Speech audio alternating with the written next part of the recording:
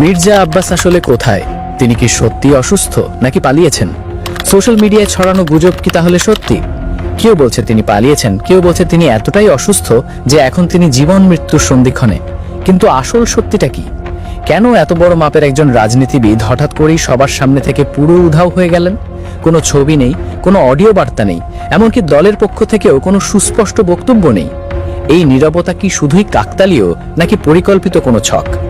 চলুন আজ পুরো ব্যাপারটা মিলিয়ে দেখি ঘটনা প্রবাহ আসলে কোন দিকে ইশারা করছে। জাতীয় সংসদ নির্বাচনে ঢাকা ৮ আসনে মির্জা আব্বাসের শক্তিশালী প্রতিদ্বন্দ্বী হিসেবে মাঠে নেমেছিলেন ওসমান হাদি।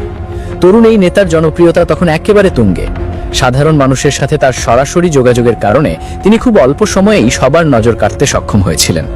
অনেকেই তখন মনে করছিলেন নির্বাচনে জয়ের পথে ওসমান হাদি হয়তো একটা বড় ফ্যাক্টর হয়ে দাঁড়াতে পারেন।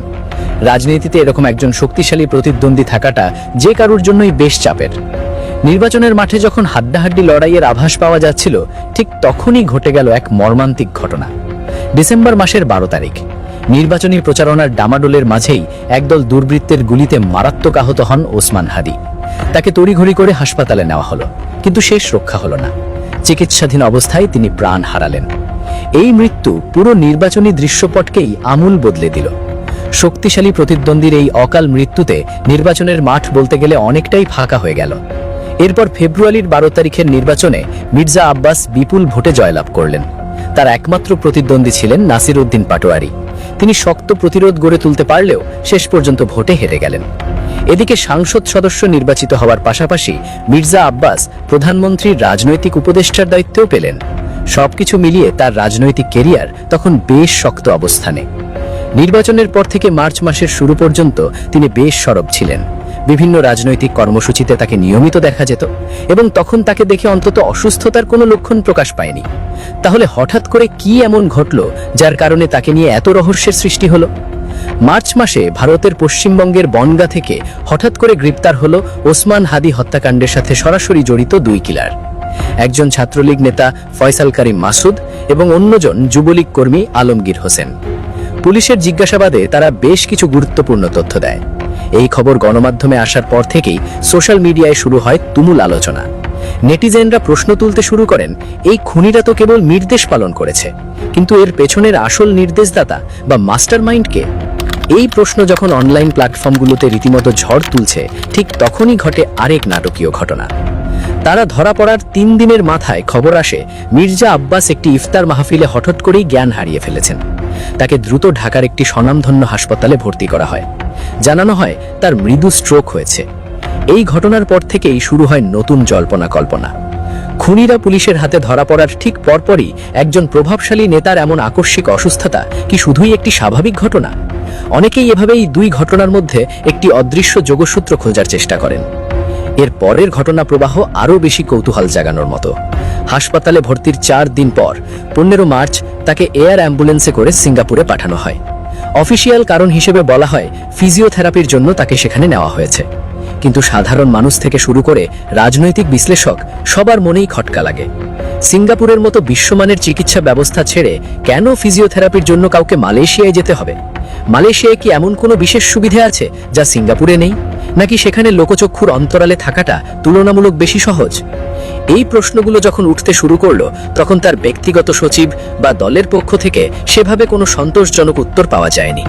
সবচেয়ে বেশি সমালোচনা হচ্ছে যে বিষয়টি নিয়ে, তা হলো এই দীর্ঘ সময়ে মির্জা আব্বাসের কোনো ছবি বা ভিডিও প্রকাশ না হওয়া। বর্তমান যুগে যেখানে একজন সাধারণ মানুষ অসুস্থ হলেও সোশ্যাল মিডিয়ায় আপডেট পাওয়া যায়, সেখানে এত বড় একজন নেতার এতদিন চিকিৎসাধীন থাকার পরও কোনো প্রমাণ নেই কেন?